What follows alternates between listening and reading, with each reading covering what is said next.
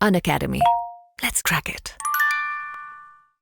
नमस्कार दोस्तों, बहुत बहुत स्वागत है आप सभी का यूपीएससी अनस्टॉपेबल्स में। आप हैं मेरे साथ, मेरा नाम है सुमित। और दोस्तों, यहाँ पर जैसा कि आप जानते हैं कि नोबेल प्राइज जो है वो देने की शुरुआत हो चुकी है और साइंस के नोबेल प्राइज यहाँ पर ऑलरेडी दिए जा चुके हैं।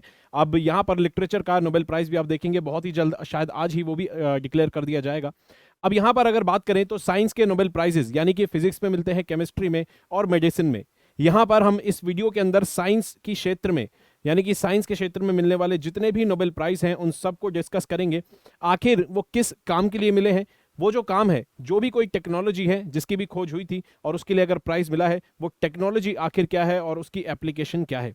जैसा कि आप जानते हैं यूपीएससी का जो नेचर है क्वेश्चन पूछने का, वो ये नहीं पूछता कि एग्जाम में ये नहीं पूछेगा कि ये प्राइज किसको मिला, बल्कि जिस टेक्नोलॉजी पर या फिर जिस भी खोज पर वो प्राइज मिला है उसके पीछे का प्रिंसिपल, उसकी एप्लीकेशन और साइंस में उसकी जितनी भी आगे पीछे की बातें होती हैं कॉन्सेप्ट पर आधारित, वो सारी बातें पेपर में पूछता है। तो हमारा यहाँ पर जो फोकस रहने वाला है वो यहाँ पर किन कॉन्सेप्ट पर ये प्राइज दिया गया है, उन कॉन्सेप्ट को हम समझने पर यहाँ पर जोर देंगे। ठीक है, चलिए तो शुरुआत करते हैं। फिजिक्स में, मेडिसिन में और केमिस्ट्री में यहाँ पर नोबेल प्राइजेस को देखेंगे कि कैसे कैसे मिला है। और अगर बात करें यहाँ पर 2018 का क्वेश्चन आपको देखने को मिलेगा बोस आइंस्टीन स्टैटिस्टिक्स पर। ठीक है, बोस आइंस्टीन स्टैटिस्टिक्स पर पूछा गया एक क्वेश्चन है। यह भी बात करता है जब बहुत लो टेम्परेचर पर मटेरियल किस तरह से बिहेव करता है, उसके बारे में ये स्टैटिस्टिक जो प्रिंसिपल है ये बात करता है। उसके अलावा 2018 के प्रीलिम्स में भी यहां पर क्वेश्चन जो पूछा गया है, इसमें आप देखेंगे कि क्रिस्पर कैस 9 एक ऐसी टेक्नोलॉजी है जो कि जीन को एडिट करती है, डीएनए में एडिटिंग करती है, और इस पर पिछले 1-2 सालों के अंदर अगर आप देखें तो नोबेल प्राइज भी दिया गया था। ठीक है, चलिए अब अगर यहां पर बात करें, जीएस पेपर 3 के अंदर साइंस एंड टेक्नोलॉजी में कवर होगा ये टॉपिक। उसके अलावा यहां पर जो हमारे पॉइंट ऑफ डिस्कशन रहने वाले हैं, हमारे पॉइंट ऑफ डिस्कशन रहेंगे कि भाई केमिस्ट्री में क्या प्राइज मिला, फिजिक्स में और मेडिसिन में, साथ ही में इनके पीछे कॉन्सेप्ट्स क्या हैं, कौन से प्रिंसिपल्स, कौन से यहां पर प्रिंसिपल्स काम कर रहे हैं, साथ में इनकी एप्लीकेशन क्या है, कहां पर इनका इस्तेमाल हो रहा है, ये जितनी भी टेक्नोलॉजी या खोज जितनी भी हुई है इन पर जो भी प्राइज मिला है इनका इस्तेमाल कहां पर हो रहा है। अब अगर यहां पर बात करें तो आप देख सकते हैं केमिस्ट्री में जो नोबेल प्राइज मिला है वो मिला है, अब यहां पर शब्द याद रखेंगे, पेपर में कई बार इस तरह से जो शब्द होते हैं उन पर क्वेश्चन पूछता है, खासतौर पर प्रीलिम्स में, और उसके पीछे की जानकारी, कॉन्सेप्चुअल जो जानकारी है किस प्रिंसिपल पर, वो लेने की कोशिश करेगा। कहता है यहां पर मोंगी बेविंडी, लुई ब्रूस एंड एलेक्सी एक्िमोव, यहां पर 3 साइंटिस्ट को केमिस्ट्री के लिए 2023 में जो प्राइज मिला है वो मिला है क्वांटम डॉट्स बनाने के लिए। आखिर ये क्वांटम डॉट्स क्या होते हैं, इनकी एप्लीकेशन क्या है, ये यहां पर अब देखते हैं। तो क्वांटम डॉट्स, यहां पर अगर बात करें, क्वांटम मैकेनिक्स या क्वांटम केमिस्ट्री जो शब्द है, जब भी आपके दिमाग में ये शब्द आए या कहीं पर भी आप ये शब्द सुने तो हमेशा इस बात को समझेंगे, ये बात करता है सब एटॉमिक जो लेवल होता है उसकी बात। यानी कि अगर बात करें हमारी आसपास की दुनिया में, हम देखते हैं गाड़ी, पेड़, पहाड़, नदियां, बड़े बड़े ग्रह, ये सब सारी चीजें चलती हैं क्लासिकल मैकेनिक्स के हिसाब से। ठीक है, जो न्यूटन के जो लॉज हैं क्लासिकल मैकेनिक के हिसाब से सारी चीजें चलती हैं। लेकिन अगर बात करें बहुत माइक्रो लेवल पर, अगर आप जाएंगे एटम्स के लेवल पर, इलेक्ट्रॉन्स के लेवल पर, तो वहां पर ये सारे नियम जो न्यूटन ने बताए थे ये काम नहीं करते, वहां पर नियम काम करते हैं क्वांटम मैकेनिक्स के। और क्वांटम मैकेनिक्स में यह भी पॉसिबल है कि किसी भी चीज को अगर यहां से यहां पर चल के जाना है, अगर किसी चीज को इस पॉइंट ए से पॉइंट बी पर आना है तो उसको इधर से इधर पूरा ये रास्ता चलकर जाने की जरूरत नहीं है, वो यहां से गायब होगा और यहां पर प्रेजेंट हो जाएगा, एक साथ 2 जगह पर प्रेजेंट रह सकता है। जैसे कि अगर बात करें क्लासिकल मैकेनिक्स जो कि न्यूटन के जहां पर लॉज हैं, यहां पर अगर किसी बॉडी को, एक बड़ी बॉडी है, एक ग्रह है, एक कार है, कोई भी है, आप और हम, एक पॉइंट से दूसरे पॉइंट तक अगर जाना है तो चल के जाना होगा। लेकिन क्वांटम मैकेनिक्स में ये नियम लागू नहीं होते।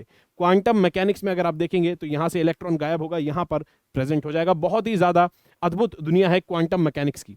तो यहां पर इसमें इतने डिटेल में नहीं जाएंगे, फिलहाल ये समझेंगे क्वांटम मैकेनिक्स से जुड़ा हुआ एक टॉपिक है और क्वांटम डॉट्स बनाने की बात कर रहा है। अब क्वांटम शब्द फिर से आ गया तो यहां पर हमें ये बात पता लगनी चाहिए कि बहुत ज्यादा छोटे लेवल पर, यानी कि साइज में बहुत छोटे पार्टिकल्स की ये बात कर रहा होगा। तो यानी कि साइज में बहुत छोटे पार्टिकल्स की, सब्सटेंसेस की यहां पर बात होने वाली है। अब ये कहता है कि कोई भी मैटर हो, इस दुनिया में कोई भी मैटर हो, उसकी प्रॉपर्टी डिपेंड करती है कि उसमें कितने इलेक्ट्रॉन्स हैं। ठीक है, कोई भी एलिमेंट हो, अगर मान लीजिए आयरन है, ठीक है, कॉपर है, या कोई सा भी सोडियम है, पोटेशियम है, वो कैसे रिएक्ट करेंगे, क्या उनकी प्रॉपर्टीज होंगी, क्या उनके कैरेक्टरिस्टिक होंगे। किसी भी एलिमेंट की केमिस्ट्री डिपेंड करती है उसके अंदर कितने इलेक्ट्रॉन्स हैं, कितने नंबर ऑफ इलेक्ट्रॉन्स हैं। और ये देखा गया कि अगर आप किसी मैटर का साइज छोटा करते जाएं, अगर आप किसी मैटर का साइज छोटा करते जाएंगे तो ऐसे में क्या होगा, जो इलेक्ट्रॉन्स हैं उनकी प्रॉपर्टी चेंज होती जाएगी और उनका बिहेवियर चेंज होता जाएगा, और ऐसे में मैटर की प्रॉपर्टी यहां पर चेंज होने लग जाएगी। ठीक है, तो कहता है कि यहां पर जैसे जैसे साइज छोटे होते जाएंगे इलेक्ट्रॉन्स कम स्पेस में, यानी कि अगर आप यहां पर देखें, कहता है कि यहां पर 2 नैनोमीटर का ये साइज है और ये 7 नैनोमीटर का साइज है। मान लीजिए कोई पार्टिकल है, ठीक है, कोई ए एलिमेंट है, कोई ए एलिमेंट है, उसका पार्टिकल है। ए एलिमेंट के यहां पर आप देखेंगे कितने यहां पर आपको दिख रहे हैं कि भाई यहां पर 5 एटम, यहां पर 4 एटम आपको दिख रहे हैं। साइज बड़ा होगा तो ज्यादा एटम आएंगे, साइज जैसे जैसे बड़ा होता जाएगा एटम ज्यादा आते जाएंगे, साइज जैसे जैसे छोटा होता जाएगा एटम कम आएंगे और इलेक्ट्रॉन्स जो है वो कम साइज के अंदर अब आपको देखने को मिलेंगे। अब कम साइज में जब इलेक्ट्रॉन्स यहां पर आपको देखने को मिलेंगे, इसकी वजह से यहां पर प्रॉपर्टीज में बदलाव आने लग जाते हैं। खास तौर पर किस तरह की प्रॉपर्टीज में, कि भाई यहां पर लाइट को किस तरह से एब्जॉर्ब करते हैं और कैसे कलर्स निकालते हैं।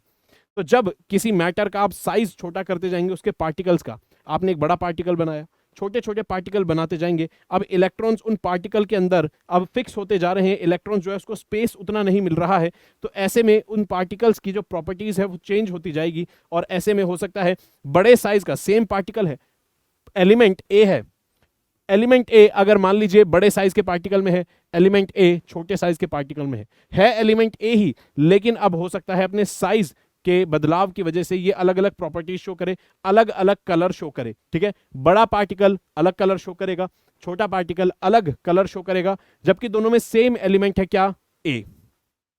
तो ऐसे में यहां पर कहता है कि इसे कहते हैं क्वांटम डॉट्स बनाना, यानी कि जैसे जैसे साइज छोटा होता जाएगा प्रॉपर्टीज भी बदलती जाएगी, क्योंकि यहां पर चीजें क्वांटम लेवल पर होंगी, बहुत माइक्रो लेवल पर चीजें होंगी। इलेक्ट्रॉन्स जो है अब उनके पास एरिया जो है, जो स्पेस है अब उनके पास कम है, इस वजह से प्रॉपर्टीज में आपको बदलाव देखने को मिलेंगे।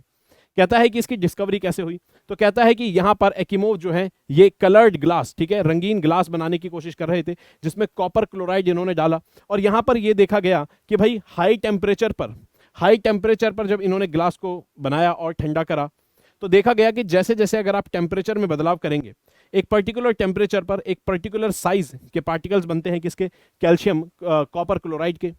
तो कॉपर क्लोराइड के पार्टिकल अलग अलग टेम्परेचर पर अलग अलग साइज के बनते हैं, और फिर यह देखा गया कि भाई अलग अलग साइज के जो कॉपर क्लोराइड के पार्टिकल्स हैं ये अलग अलग तरीके से कलर्स शो करते हैं। तो इससे यहां पर यह जाना गया कि क्वांटम डॉट्स जो है ये क्या है, ऐसे पार्टिकल्स ऐसे एलिमेंट्स जो कि क्वांटम डॉट्स जो है ऐसे पार्टिकल्स जिनका साइज अगर आप चेंज करें तो वो अपनी प्रॉपर्टीज भी चेंज करते हैं। ठीक है, साइज के हिसाब से इलेक्ट्रॉन्स एलिमेंट में उतने ही हैं, लेकिन साइज से यहां पर जो है पार्टिकल के साइज से प्रॉपर्टीज चेंज हो रही हैं। अब ऐसे में कहता है कि इसकी एप्लीकेशन कहां पर हो सकती है, कहता है इसकी एप्लीकेशन आप देख सकते हैं, जो QLED टेक्नोलॉजी आपने सुना होगा, आजकल QLED टीवीज वगैरह, स्क्रीन वगैरह ये आने मार्केट में आने वाली है। ठीक है, अगर बात करें ऐसी जो स्क्रीन है कंप्यूटर टेलीविजन की, इसके अंदर जो Q है ये क्वांटम डॉट की ही बात करता है, और इसके अंदर आपको जो पार्टिकल्स दिखेंगे वो क्वांटम डॉट है, और उनकी वजह से आपको कलर और ब्राइटनेस देखने को मिलेगी। ठीक है, मार्केट में या तो ये अभी शायद चल रहे हैं या फिर आपको आने वाले समय में जरूर दिखेंगे। ठीक है, लेकिन आने वाले समय में हो सकता है आम टेक्नोलॉजी की तरह घर घर में QLED टेक्नोलॉजी वाली स्क्रीन्स आपको देखने को मिले। उसके अलावा कहता है कि यहाँ पर जो बायोकेमिस्ट हैं वो इसका क्या इस्तेमाल कर सकते हैं, कहता है ऐसे पार्टिकल्स, ये चमकदार पार्टिकल होते हैं, अलग अलग साइज में अलग अलग कलर्स शो कर सकते हैं, तो ऐसे में यहाँ पर क्या कर सकते हैं, डॉक्टर्स इसका इस्तेमाल कर सकते हैं कि भाई शरीर में जो ट्यूमर वाला जो टिश्यू है, जो ऐसे उत्तक हैं जिनमें कैंसर है, ठीक है, जहाँ पर ट्यूमर है, उनको ट्रैक कर सकते हैं। ठीक है, उसके अलावा केमिस्ट लोग, लैब के अंदर जो केमिस्ट्री वाले लोग हैं, वो यहाँ पर कैटालिसिस के अंदर इसका इस्तेमाल कर सकते हैं, क्योंकि जैसे जैसे पार्टिकल आप छोटे करते जाएंगे साइज चेंज होता जाएगा, हो सकता है उनकी जो कैटालिटिक प्रॉपर्टी है वो भी यहाँ पर चेंज होती जाए, क्योंकि अलग तरह की लाइट फिर वो एब्जॉर्ब करेंगे, अलग तरह की लाइट वो रिलीज करेंगे, यानी कि अलग अलग कलर्स वो आपको शो करेंगे। उसके अलावा कहता है फिजिक्स के अंदर देखते हैं नोबेल प्राइज किनको मिला है, तो यहाँ पर केमिस्ट्री में किसके लिए मिला है, क्वांटम डॉट्स के लिए। क्वांटम डॉट्स क्या होते हैं ये हमने समझ लिया। अब कहता है फिजिक्स के लिए अगर नोबेल प्राइज की बात करें 2023 की, तो यहां पर मिला है पियरे अगोस्टिनी को, फेरेंक क्रॉस को और एन लेहलर को। ठीक है, और ये मिला है किस लिए, एटो सेकंड पल्स जनरेट करने के लिए। ये एटो सेकंड पल्स क्या होती है, कहता है ये ऐसी पल्सेस होती हैं जो कि बहुत शॉर्ट टाइम के लिए जनरेट की जाती हैं। ठीक है, ऐसी पल्सेस होती हैं, ऐसी तरंगे होती हैं जो बहुत थोड़े समय के लिए जनरेट की जाती हैं, और इससे एक हेल्प जो अब मिल रही है, सबसे बड़ी चीज, इलेक्ट्रॉन्स को और ज्यादा अच्छे से समझने में इसमें हेल्प मिलेगी। अब आप देखिए, इलेक्ट्रॉन की डिस्कवरी किसी ने की, उसको समझा किसी और तरीके से, अलग तरीके से। अब यहां पर एक नई तरीके की टेक्नोलॉजी लेकर आए हैं, एटोसेकेंड पल्स जनरेट करने की, जो कि इलेक्ट्रॉन्स के बिहेवियर को और ज्यादा समझने में हेल्प करेगी। देखते हैं कैसे। कहता है, अगर बात करें यहां पर, कहता है कि अगर यहां पर हम बात करते हैं, कहता है कि अगर इलेक्ट्रॉन्स का अभी तक हम देखें, क्वांटम मैकेनिकल मॉडल देखें, यानी कि बेसिकली जो सबसे ज्यादा एक्सेप्टेबल मॉडल है कि भाई कैसा एटम होता है और उसके आसपास कैसे इलेक्ट्रॉन घूमते हैं न्यूक्लियस के चारों तरफ। अगर हम देखें, एक एटम के अंदर न्यूक्लियस होता है, न्यूक्लियस पॉजिटिव चार्ज होता है, उसके चारों तरफ आपको इलेक्ट्रॉन दिखेगा। अभी तक साइंटिस्ट जो हैं इलेक्ट्रॉन की एवरेज पोजीशन लेते आए हैं, मापते आए हैं। जैसे कि इलेक्ट्रॉन अगर न्यूक्लियस के चारों तरफ घूम रहा है, तो वो किसी एक पर्टिकुलर, आपको ऐसा नहीं दिखेगा कि एक पर्टिकुलर रास्ते में एक सर्कल में चल रहा है, ठीक है, कोई पर्टिकुलर उसका रास्ता है, ऐसा नहीं है। न्यूक्लियस के चारों तरफ इलेक्ट्रॉन प्रेजेंट है, और फिर यह देखा जाता है उसकी एवरेज पोजीशन क्या है। जैसे क्योंकि इलेक्ट्रॉन नेगेटिवली चार्ज है, न्यूक्लियस पॉजिटिवली चार्ज है, तो सबसे ज्यादा न्यूक्लियस के आसपास ही आपको इलेक्ट्रॉन दिखेगा। तो आप देख सकते हैं यहां पर सबसे डार्कनेस आपको कहां दिखेगी, न्यूक्लियस के चारों तरफ। यानी कि इलेक्ट्रॉन के सबसे ज्यादा पाए जाने की संभावना न्यूक्लियस के ही पास मिलेगी। जैसे जैसे दूर जाएंगे इलेक्ट्रॉन आपको कम वहां पर मिलेगा। यानी कि संभावना के आधार पर, तो इसे कहते हैं एवरेज पोजीशन, और इससे हम जो ये स्ट्रक्चर बनता है इसको कहते हैं कि इलेक्ट्रॉन का क्लाउड आपको मिलता है न्यूक्लियस के चारों तरफ। यानी कि एवरेज पोजीशन आपको बताता है इलेक्ट्रॉन इतना फास्ट होता है। अगर आप उसको यहां देखेंगे वो आपको यहां भी नजर आएगा, उधर देखेंगे उधर भी, आपको हर वक्त वो हर जगह नजर आएगा इलेक्ट्रॉन, क्योंकि इसकी मोशन इतनी ज्यादा फास्ट है, वो एक हल्का पार्टिकल है, तो आपको हर जगह वो नजर आता है। तो इसीलिए हमें हर जगह इलेक्ट्रॉन नजर आता है, लेकिन सबसे ज्यादा कहां नजर आएगा, बिल्कुल न्यूक्लियस के पास। यह है एवरेज पोजीशन। अब यहां पर समस्या यह है कि भाई हम इतनी आसानी से पोजीशन नहीं नाप पाते हैं कि कहां पर है आखिर इलेक्ट्रॉन। लेकिन अब अगर बात करें यहां पर, इसका कारण क्या है। कहता है कि अगर हम इलेक्ट्रॉन की फोटो लेने की कोशिश करते हैं न्यूक्लियस के चारों तरफ, तो यहां पर समस्या यह होती है, जितनी देर हमारा कैमरा ओपन रहता है उतनी ज्यादा लाइट हमारे अंदर आती है, उतनी ज़्यादा इलेक्ट्रॉन्स के थ्रू जो है लाइट वो कैमरा में आती है, और फिर वो आपको एग्जैक्ट पोजीशन नहीं बताता है, एक ब्लर पिक्चर देता है इलेक्ट्रॉन की। इसलिए हम एवरेज पोजीशन अभी तक लेते थे। लेकिन अगर आप ऐसा करें कि बहुत थोड़े समय के लिए ही आप एक्सपोजर दें, यानी कि ऐसी तरंग कोई निकालें जो बिल्कुल इलेक्ट्रॉन से इंटरैक्ट करके वापस कैमरे में आए, और बहुत थोड़े समय के लिए, तो ऐसे में क्या होगा, आप इलेक्ट्रॉन की जो पोजीशन है, उसका बिहेवियर है, उसको और अच्छे से आप स्टडी कर सकते हैं। ठीक है, तो यहां पर कहता है शार्प इमेज अगर आपको लेनी है, तो आप लंबे समय तक कैमरे के अंदर लाइट आए, इससे बेटर है आप क्या करिए, ऐसी तरंग, ऐसी पल्सेस जनरेट करिए जो बहुत शॉर्ट टर्म पल्सेस होती हैं। इसीलिए इन पल्सेस को कहा गया क्या, इन पल्सेस को कहा गया एटो सेकेंड पल्सेस। ठीक है, ये एटो सेकेंड का मतलब क्या है, एटो सेकेंड का मतलब है 1 सेकेंड। ठीक है, 1 atto second, 1 atto second, 1 atto second is equal to 10⁻⁻18 seconds. 1 atto second का मतलब है 1 बटे नीचे 18 बार जीरो लगा दीजिए, इतने कम समय के लिए ये पल्स, ये तरंग छोड़ी जाती है, जो कि इलेक्ट्रॉन से इंटरैक्ट करके कैमरे की तरफ आती है, और आपको बहुत कम समय में ये बताती है कि भाई इलेक्ट्रॉन जो है उसकी पोजीशन क्या है, वो कैसा है, उसके बिहेवियर के बारे में, उसका पाथ वगैरह आपको वहां पर ठीक से जानकारी मिलेगी।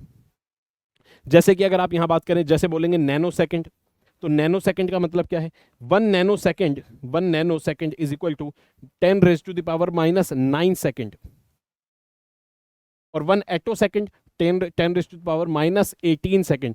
तो बहुत ज्यादा फास्ट मोशन को अगर आपको स्टडी करना है, तो वो एटो सेकेंड फिजिक्स में आप जाकर उसको अब स्टडी कर सकते हैं, क्योंकि इस तरह की जो फिजिक्स है इसके अंदर आप देख सकते हैं इंपॉर्टेंट डेवलपमेंट ये आपको देखने को मिलेगी कि कैसे एटो सेकेंड्स जनरेट कर सकते हैं। उसके ऊपर यहां पर आपको नोबेल प्राइज दिया गया है। ठीक है, चलिए, कहता है कि एप्लीकेशन क्या है एटो सेकेंड फिजिक्स की। फिर से वही बात, एक तो आपको जो बहुत फास्ट चीजें चलती हैं उनकी शार्प इमेज कैप्चर करने में हेल्प करेगा। ठीक है, उसके अलावा यहां पर जैसे कि अगर बात करें कि भाई शॉर्ट लिव्ड एटॉमिक या मॉलिक्यूल्स जो होते हैं, ठीक है, जैसे कि मटेरियल साइंस में, ठीक है, उसके अलावा इलेक्ट्रॉनिक्स और कैटालिसिस में, कहीं रिएक्शन में कोई मॉलिक्यूल बहुत थोड़े समय के लिए जनरेट होता है, उसकी मोशन कैसी है, शरीर में कोई मॉलिक्यूल्स कैसे चल रहे हैं, इन सभी चीज़ों को भी आप स्टडी यहाँ पर कर सकते हैं। मेडिकल डायग्नोस्टिक्स में भी कि भाई किस तरह के मॉलिक्यूल्स हमारे शरीर में आ रहे हैं, उनको आप डिटेक्ट कर सकते हैं। ठीक है, तो फास्ट मोशंस और इस तरह की चीज़ें आप डिटेक्ट यहाँ पर कर सकते हैं। साथ में फास्ट टेलीकॉम कम्युनिकेशन, इमेजिंग और स्पेक्ट्रोस्कोपी में भी आप इसका इस्तेमाल कर सकते हैं।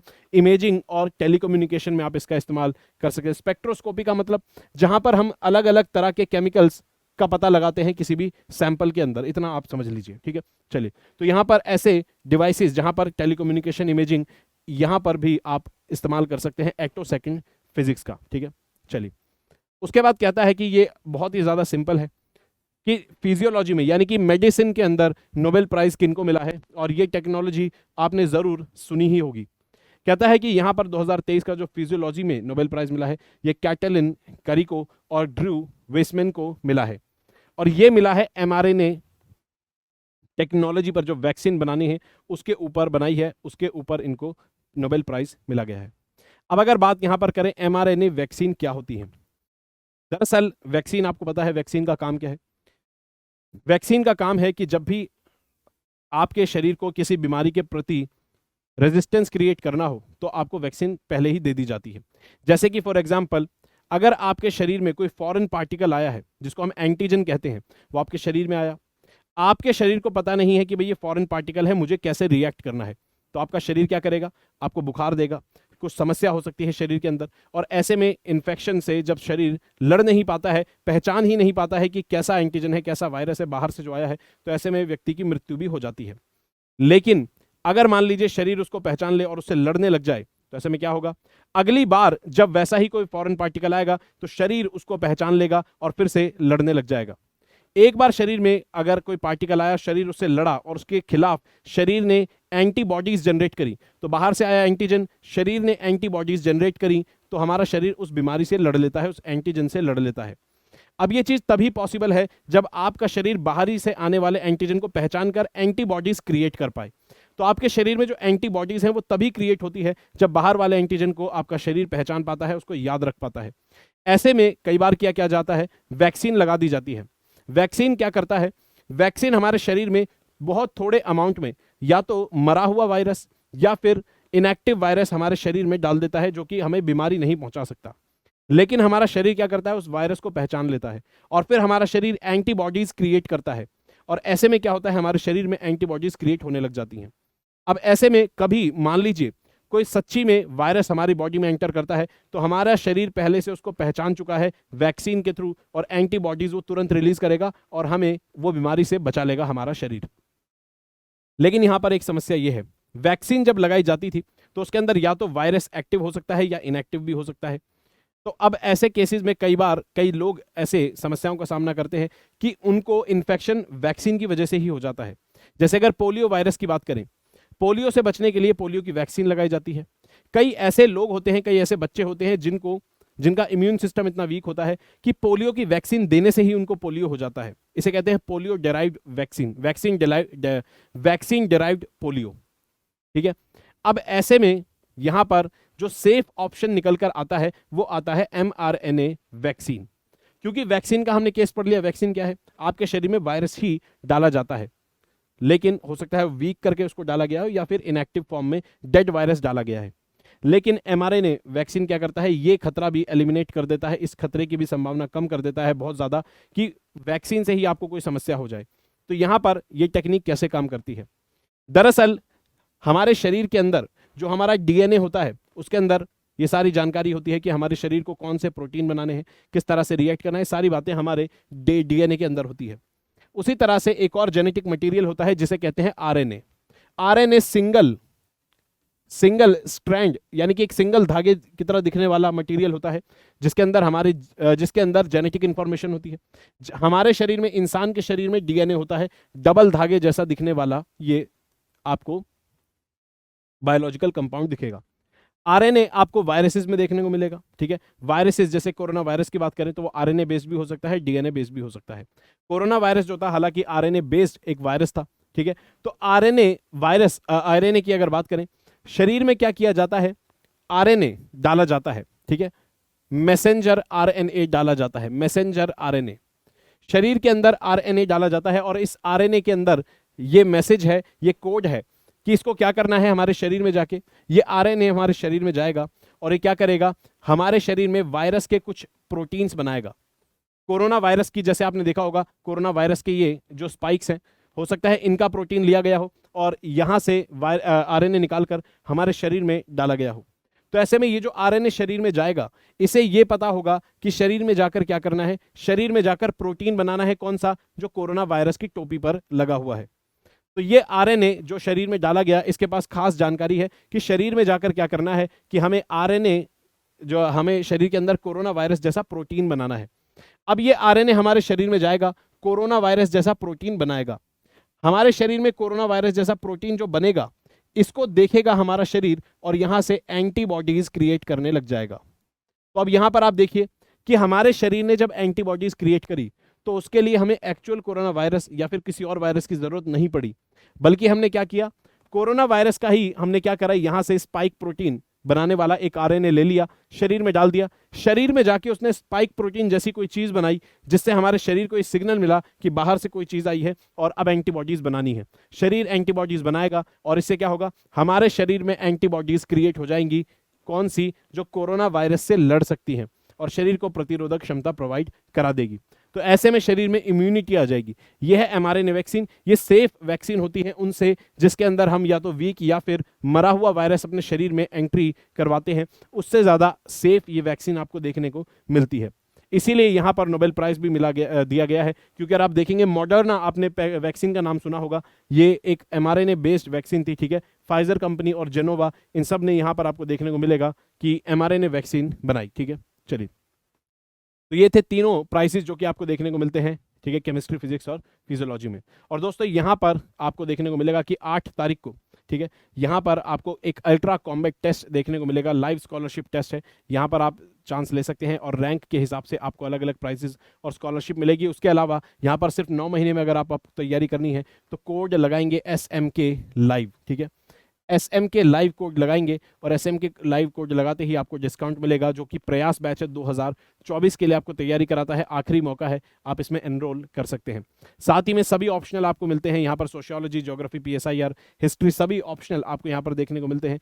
इनमें भी एनरोल करने के लिए कोड लगाना होगा SMK लाइव, ठीक है, SMK लाइव कोड लगाना होगा। साथ में EMI पर भी कोर्सेज ले सकते हैं। जाते जाते क्वेश्चन को अटेम्प्ट करेंगे और इसका आंसर कमेंट बॉक्स में देंगे, ठीक है। और 2023 का ये क्वेश्चन है माइक्रो सैटेलाइट DNA के ऊपर, ठीक है। चलिए, अगर वीडियो अच्छी लगी तो वीडियो को लाइक करेंगे, चैनल को सब्सक्राइब करेंगे, पढ़ते रहेंगे, अपना ख्याल रखेंगे। जय हिंद दोस्तों।